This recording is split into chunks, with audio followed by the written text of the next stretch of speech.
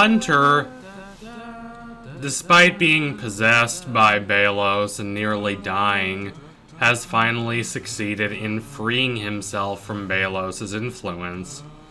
This, I believe, was the major character reason why Belos had to be kept around, why he had to come back to Earth with Luz and company. He is no longer particularly needed in the main villain role, considering that we have the Collector to worry about for the last few episodes. But he was needed for the resolution of Hunter's story. With that done, I'm left to wonder what role Belos, who has fully reformed, it seems, will play in the last few episodes of the show. How will the show handle his interactions with the Collector? Will new information be revealed about Belos that paints him in a different light? I doubt it. He's an interesting villain, certainly, but not a sympathetic one by any means. Even Andreas, who was depicted in the most over-the-top fashion for the first couple seasons, managed to regain a sort of quiet, melancholy dignity by the ending of the show. Belos is not like that. And I do not think that the show will change its portrayal of Belos now. It could change its portrayal of the Collector, perhaps make the Collector more sympathetic, perhaps use the interactions between Belos and the Collector that we will probably get to make the Collector seem relatively innocent, anarchic and rather callous, but not a heartless, uncaring villain like Belos, and perhaps capable of changing for the better. What I do know is that Hunter's story is mostly complete. The two major stories of thanks to them were Luz's and Hunter's. Luz's story about reconciling with her doubts and her anxieties about bringing all her friends into danger and about trying to reconsider her passion for fantasy and adventure that led her to the Boiling Isles in the first place. All of that was pretty nicely wrapped up by the end of the episode. There is still a little more to discuss, particularly regarding what choice Luz makes, whether to return home or not. But considering that she ends up going to the Boiling Isles with her mom, and considering that her mom encourages her to go to the Boiling Isles and to not allow her doubts and skepticism about her own basic goodness deter her from being as passionate and whimsical and ardently adventurous as she usually is, I doubt that the show's going to end with her completely going back to home on Earth in Connecticut forever. Hunter's story is a bit subtler. His story is about, over the course of the months that he spends on Earth, attempting to learn how to live harmoniously with others and find a sense of peace and comfort and stability far apart from the environment that he knew with Belos. Belos made him feel that he was only special because Belos made him special, because Belos was willing to care for him when no one else would. This is true to a certain extent, considering that Hunter does not have magic, and thus is at a disadvantage in a world defined by the use of magic. Belos is the one who lifted him above the ordinary servants of the Emperor, giving him the title of the Golden Guard and a staff that allows him to summon this network of majestic magical powers. And that sense of needing validation from Belos is a major reason why Hunter stayed with Belos for so long.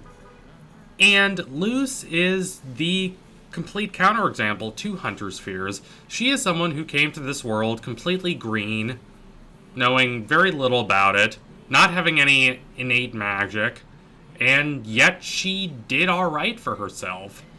She's made a few terrible mistakes, and she can be a bit foolish at times, but at the same time, she's still found friends and a romantic partner who deeply love her. She's found a second family there. They support her without making her feel guilty that she's receiving that support.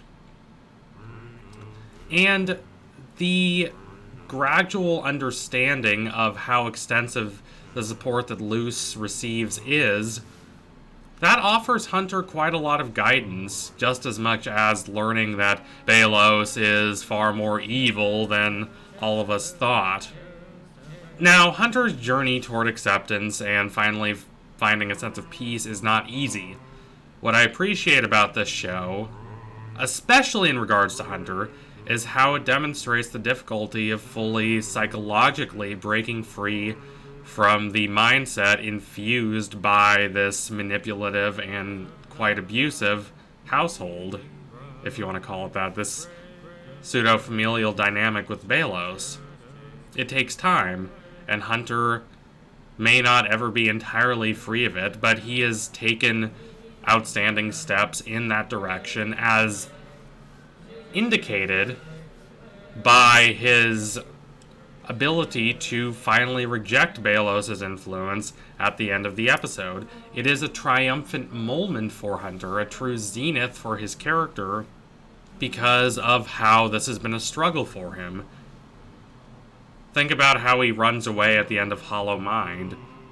He's not ready to open himself up and receive the love of others and accept this more peaceful environment. That takes time, but he has taken significant steps toward getting there.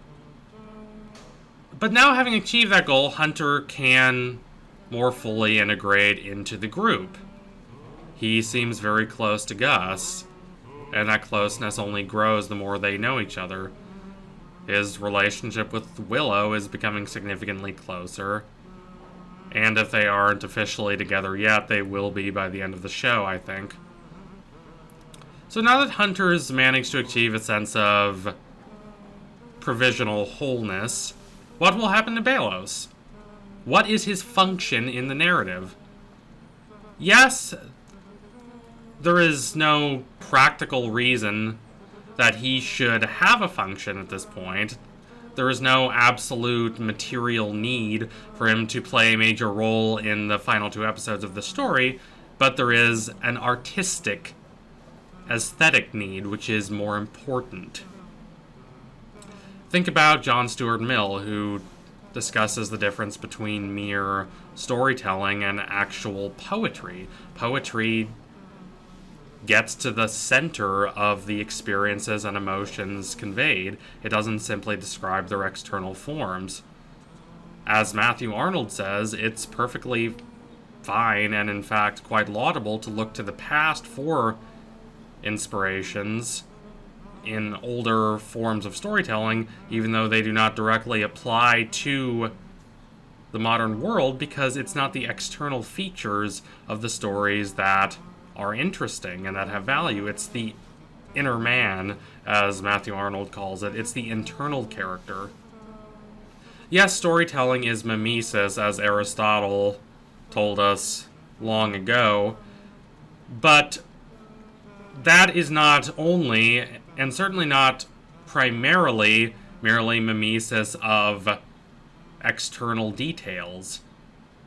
You can absolutely have a period film that gets all the costuming right, all the details of the mise-en-scène, and yet completely misses the full idea of the period. Similarly, fantasy can still impact us as much as realist storytelling, because, again, the external details, whether you're in Manhattan or on some macabre fantasy world like this one, it's not entirely unimportant, but it's a trapping, it's a framing device. The actual things that we find value in are the ideas, feelings, perspectives, emotions that the characters are dealing with. Not to keep name-dropping philosophers, but John Dewey discusses eloquently how ordinary experience is rather amorphous and rather devoid of clear and concise meaning. It simply rolls on endlessly outside our control. Artistic experience, however, creates a sense of resolution. Not in the sense that everything is wrapped up at the end necessarily, but that it provides a burst of clarity, a sense of certainty, an increasing of understanding. The artistic form is different than simply what would realistically happen.